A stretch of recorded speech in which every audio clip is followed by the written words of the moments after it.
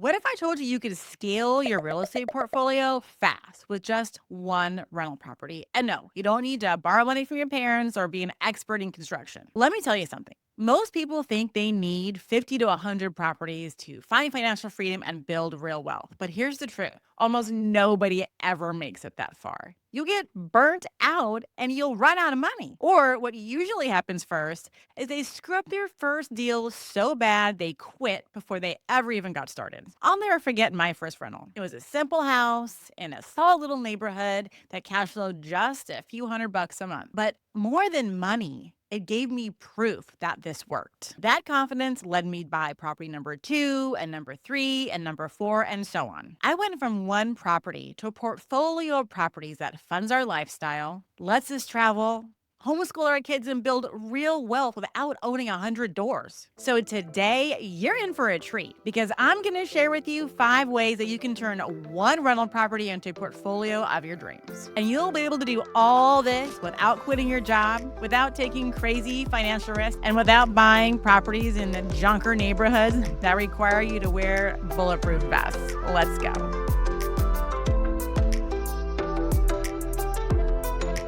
Now, you don't need $50,000 to buy your next rental. What you need is a smart way to unlock the cash you've already invested. And this is where the cash out refinance comes in. See, most people think you have to wait years to tap into your equity, but that's not true. Here's the game plan. You buy a property, you renovate it. New floors, fresh paint, maybe some upgrades. Then you raise the rent. You put in a solid tenant and you create value fast. So now you have 2 options, the fast refi or the slow refi. Fast refi is where you fix it up, you rent it out, and then you refinance the property within the first 3 to 4 months of your initial purchase. If you've increased the value with your renovations, you can pull out the equity that you just made by doing the renovations. You could pull out 20,000, 30, 40, 50,000. I mean, who knows? And with that equity that you just pulled out from the value you created by doing renovations, you just figured out a way to get another down payment for your next deal. And you did that without saving another dime. So option 2 is like the slow refi. So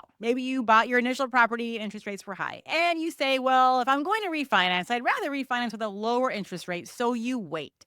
You do all the things. You renovate the property. You rent it out.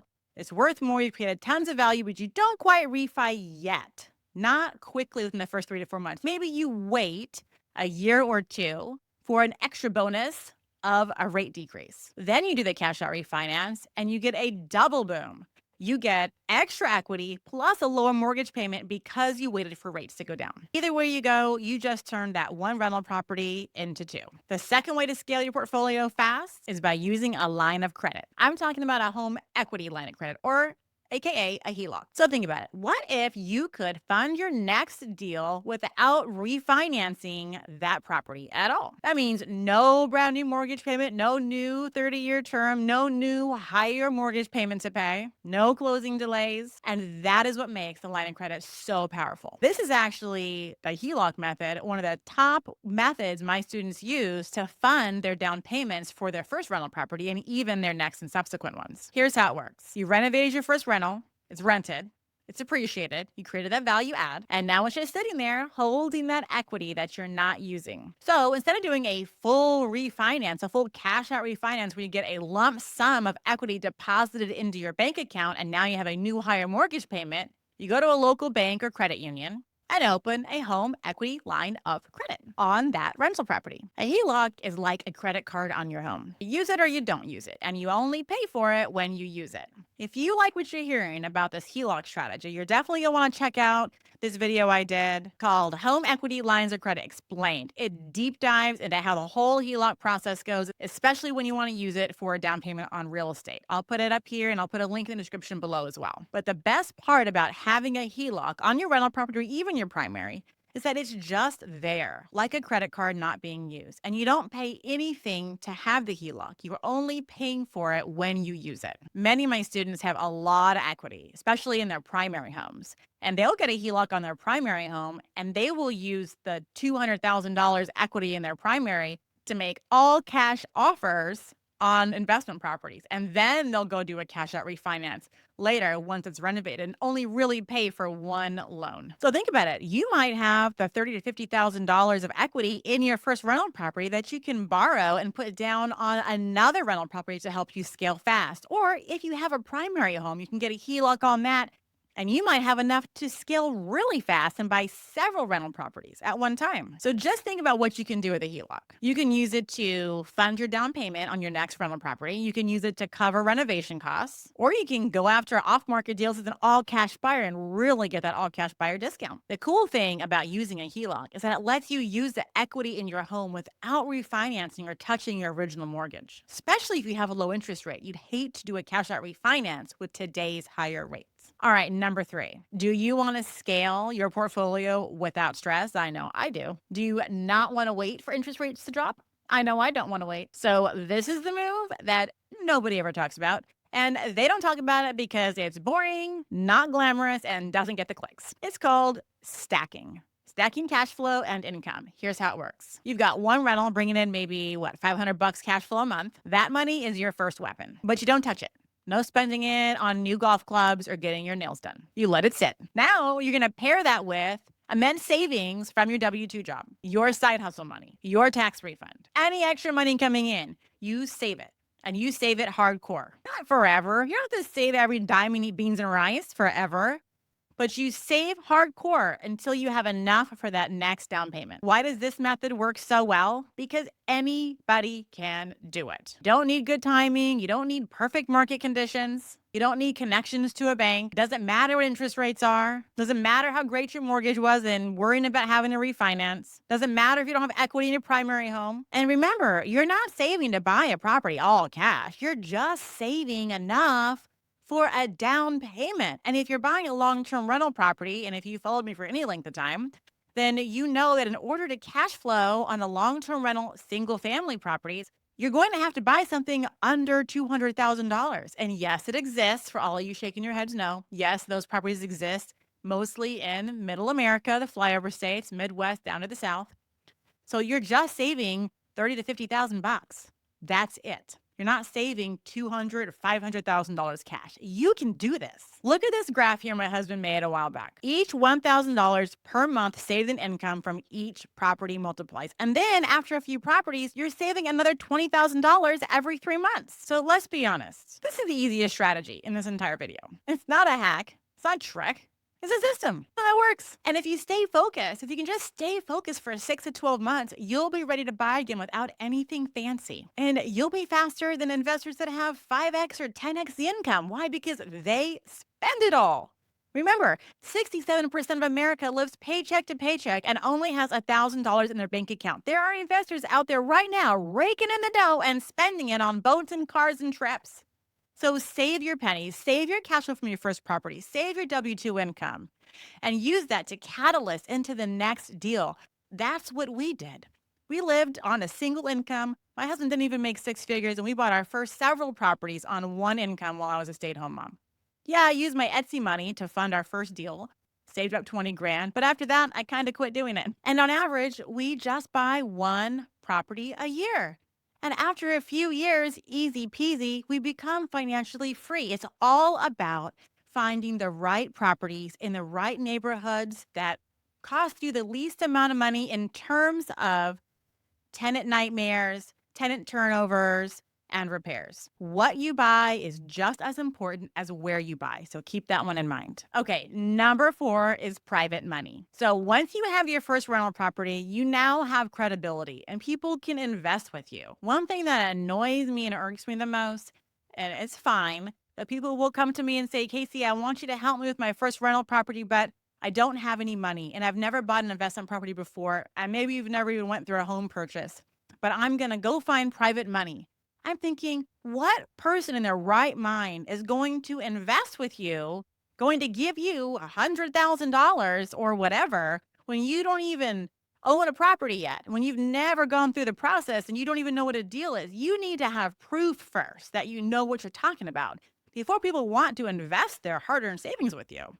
So getting your first deal is paramount. Once you've gotten that under your belt, now you can go say, hey, look, I've got experience and I'm looking for private money to scale fast and start this whole thing. Do you want it? Because a lot of people know the benefits of investing in real estate. They know its power, but they think they can't do it because they've never done it, because they don't have experience, because they're not handy. And that's where you come in, because you already own a rental. And that means you've done something that most people are scared to do. So now you can say, oh, I bought a rental property before. It's performing wonderfully. And I've got another deal perfectly lined up. I just need some funding. And I'm not a newbie. What you're doing now is you're offering them a seat at the table.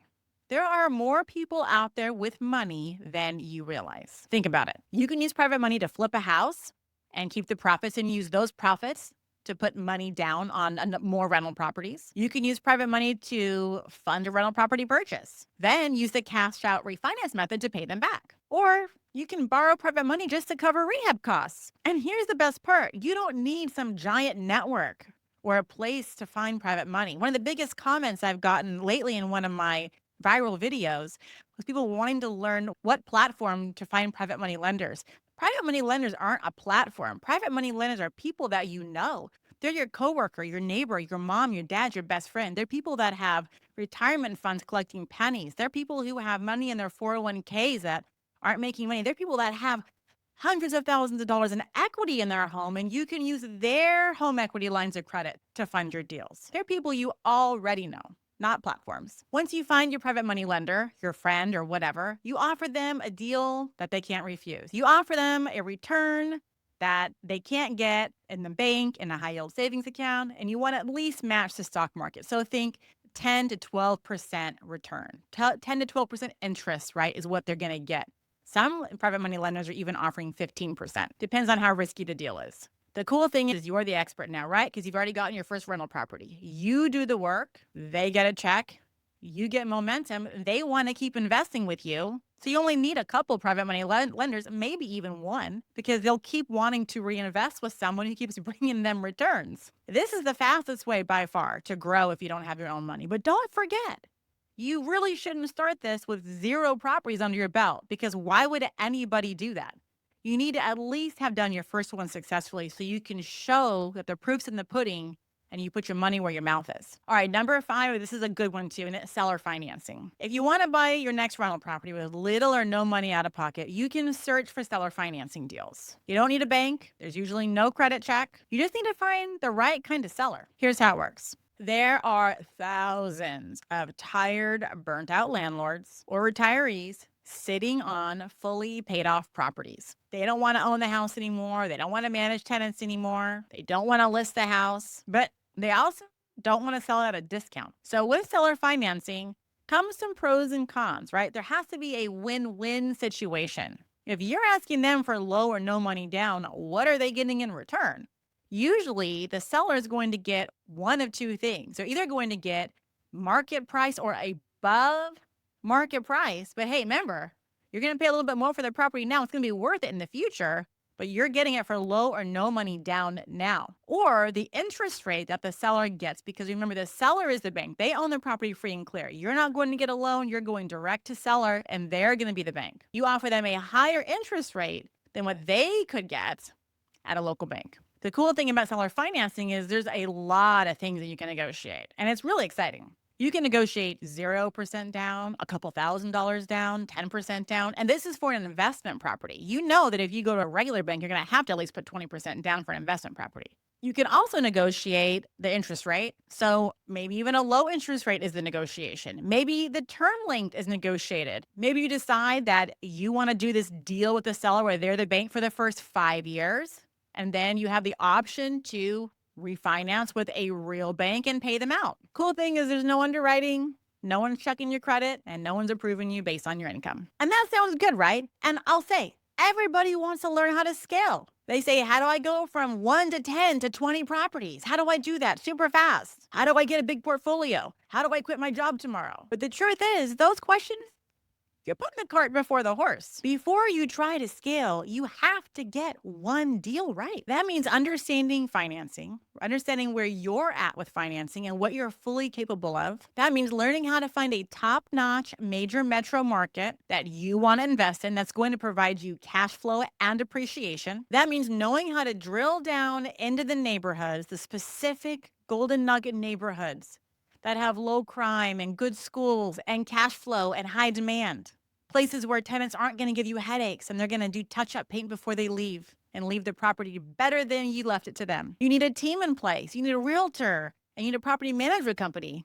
So important that you know and trust. You need to know how to find the deals, how to negotiate the deals, how to do renovations, which is a huge part of investing, and how to not get sucked into buying a money pit or a bad deal. Because scaling garbage doesn't make you free. All the old guy investors that I know, the first thing that they did when they got wise was they ditched all their low-end bad garbage properties. I never started out with those. I already started at the right level, and you need to start at the right level too.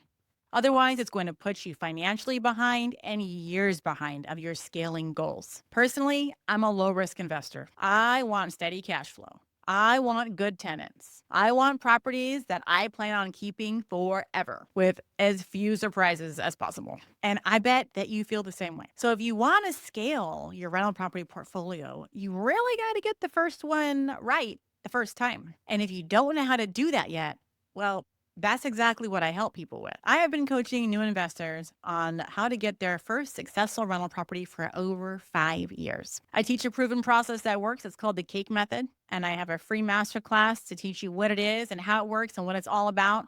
Down in the description box below, it's free. Check it out. But it is how we have scaled from a single income household to having an abundance of cash, being financially free, homeschooling our kids, and traveling, all with just a handful of quality properties. It is possible, and I'm telling you, it's worth it. So if you want to learn how to build your first property the right way so you can scale your portfolio fast, check the Cake Method Masterclass down in the description box below. And until next time, keep building your wealth brick by brick.